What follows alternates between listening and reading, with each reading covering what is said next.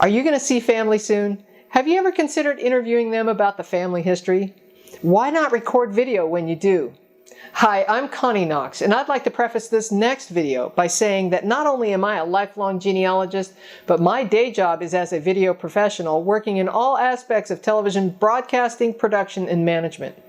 So coming up next, I've got a few pro tips for recording your videos for just a few bucks.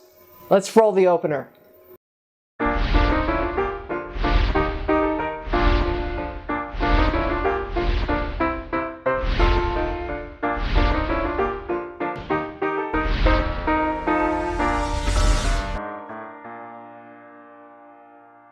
Here in part 2, we're talking about how to record an interview with the family member. For information about types of questions you should ask, please see my Interviewing Family Part 1, which is all about the questions we're asking. So here, we're going to talk about how to record the video technically. To see information about my favorite video gear, see my other video about Connie's favorite gear. You'll want to record your family interviews or perhaps just the conversation around the dinner table at maybe Thanksgiving. This is where the family stories come to life. In today's world, the easiest way to accomplish this is with a smartphone, but any digital video camera will work. I don't recommend the old videotape cameras these days. How to transfer those files needs to be an entirely different video. I can't emphasize enough how important it is to record these family conversations. 95% of what you hear during these interviews you will not remember when you get back home. Seriously, you won't remember. You'll miss the little comments or a little gesture that may be very important. Every time I've recorded an interview, no matter how casual it was, I was so grateful I did. And I took a few minutes to record it because when I played it back, my notes were not complete. I misunderstood maybe what was said, or I just didn't catch it the first time. Taking a few extra minutes to set up any kind of camera to record will become a cherished video or audio recording for generations to come. Additionally, you can replay it over and over again, every little tidbit of juicy genealogical information you can get out of it. It's the little stuff that you'll find later to be a huge clue in your research. Prepare in advance of your family reunion or interview with the family. Make sure you have plenty of storage memory on your device and ideally a couple of hours worth of video. Whenever possible, position yourself near the person or persons you're interviewing. I recommend using a microphone attached to whatever device you have, be it a cell phone or a camera. Unless you're within arm's length of your subject with your camera, the built-in mic will not be sufficient to hear the interview. Having a camera that close to somebody could be a little intrusive too, so I recommend connecting an external microphone. They're really affordable and very useful. I use 2 different types of microphones depending on the situation. I use a lavalier, like the one I'm wearing now. Some good ones are under $17 and clip to your clothing. Or a mini shotgun microphone, maybe by Rode. This one's under $60 and stays on the camera, and I usually use it for outdoor use. These microphones are very affordable and are worth every penny. As I mentioned earlier, my full-time job is in television broadcasting for the last nearly 40 years. So I can tell you that these microphones are actually really quite good for the price. Just make sure that your microphones are fully seated in the mini port of your camera or your cell phone. Make sure that the mic is plugged in and is compatible with your device before purchasing. Check the specifications on your phone and the mic to make sure that they're a match. For example, I use an iPhone 6 Plus and it requires a 3-ring mini port, like this one. Using built-in microphones on cameras are for the birds, literally. That's all they're good for, picking up the birds chirping outdoors. It will not pick up the sound of voice very well unless maybe you're within arm's length of a person speaking, like doing a selfie. Even when doing selfies, I use a mini shotgun or a lav mic for better sound. I'll show you a demonstration of microphones in another video. For multiple subjects, use a splitter. You can find them for under $12, and use 2 microphones and record both the interviewee and the interviewer, or perhaps a couple like a husband and wife sitting side by side. I can't emphasize enough how important it is to have quality audio for genealogy. You can mess up video all day long and people will tolerate less than perfect video. But without good audio, the entire project is toast. Test your equipment in advance, both audio and video.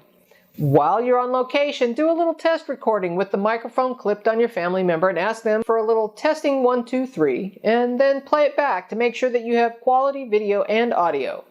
Today's cell phone technology has gotten so good that many interviews can be shot with them provided they have enough memory. Make sure that if you're using a cell phone for video that you're recording in a horizontal format and not a vertical format. You'll want to record horizontally so that when you play back on a TV or a computer, it matches the format of your screen and you won't have giant black bars on the side of your screen. Test your cell phone in advance to make sure it can shoot horizontally. Almost all cell phones these days do. Without being too intrusive, position your camera reasonably close to your subject. Please don't try to make this a full broadcast-style made-for-TV movie. You don't want to overwhelm the subject with bright lights as if they were in a Hollywood studio. It's very intimidating and can make your subject nervous, uncomfortable, and thus unwilling to share. You'll want to be as low-key as possible. Once you have a microphone clipped on your subject, after about 30 seconds, they'll forget it's there. Just caution them at the beginning not to pat themselves on the chest, or it will cause a mic to pop. Make sure you ask questions that can't be answered with a simple yes or no, but instead an open-ended question like, tell me about a time when, or use historical family events to help prompt memories. If you're at a family reunion, try and set up your camera in a quiet location and maybe rotate family members in for many interviews. Consider getting to the reunion extra early to interview elders before the rest of the family arrives. Remember to be mindful of how much recording time you have and how much battery life you have. Check your camera manual for the specifications or Google your camera for how much video record time you'll have. Here's a pro tip. To save as much memory as possible when anticipating longer interviews, change the video settings on your camera prior to shooting to a lower resolution. Most of the newer digital video cameras have HD resolution sizes of 480p, 720p, 1080p, and 4K. The smaller the number, the lower the resolution and the potential graininess you'll see. But don't worry about this too much unless you're in a low light situation. To save memory, set your camera to one of the lower settings and to make sure your frame rate is at 30 frames per second or less. For example, setting your camera on 720p at 30 frames per second, you'll save a lot of storage over a longer interview. Setting your camera at 720p as opposed to 1080p will save you more than twice the storage space. At 720p, you're not likely going to see a difference from 1080p for the family interviews. This is just fine for most applications. Check the specifications for your camera well before the interview. If you have, for example, 32 gigabytes of storage, that equals 32,000 megabytes. Therefore, on my cell phone, shooting at 720p with 30 frames per second should get me 533 minutes or 8 hours of video.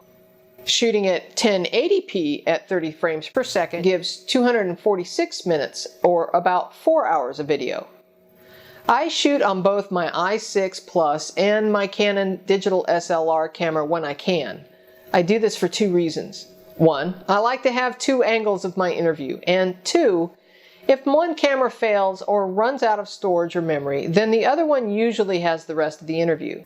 If you have a digital SLR camera, you can change the batteries and storage cards as needed. However, cell phones are so easy to shoot with that it's hard not to just grab them and start recording. However, when recording interviews, they can run long sometimes, hours even, and you can't change the storage card on most cell phones. Tablets are another good option for recording, such as an iPad or Surface Pro. All of these devices these days do an amazing job with great video quality. If you have the charge cable with you, most cell phones can be plugged in while shooting to save battery. In a pinch, you might even be able to borrow a family member's phone if you're unable to record on yours. So here's a pro tip. Test the audio, wear earbuds or headphones, and check the mics before recording your interview to make sure the audio is clear. You may need to record a test and play it back to hear the audio since you may be using the audio port for microphones. I recommend a tripod or a tabletop tripod. Your arms will get tired. When without a tripod, I've propped up my cell phone on a stack of books or whatever was handy. It also makes for a steadier shot and more pleasing to watch later. Lastly, you might be able to solicit the help of a younger member of the family to help you shoot the video. The benefits are, it frees you up to ask questions, and that young person might just become interested in the family genealogy or maybe video production. Not only am I a genealogist, but a lifelong video professional, and I am amazed at how affordable and easy video gear is today. Gear that used to cost us tens of thousands of dollars is a thing of the past. Most of the gear today is very affordable, and for everyone it works really well. Coming up next is the right gear at the right price, my unbiased opinion. If you found this helpful, please give me a thumbs up or give me comments below. Also, consider subscribing to this YouTube channel and don't forget to ring the bell so that you'll get notified the next time we upload videos. Also, if you're researching in North Carolina, I've got a website devoted to North Carolina researchers at ncancestry.com. Until next time, we'll see you climbing the family tree.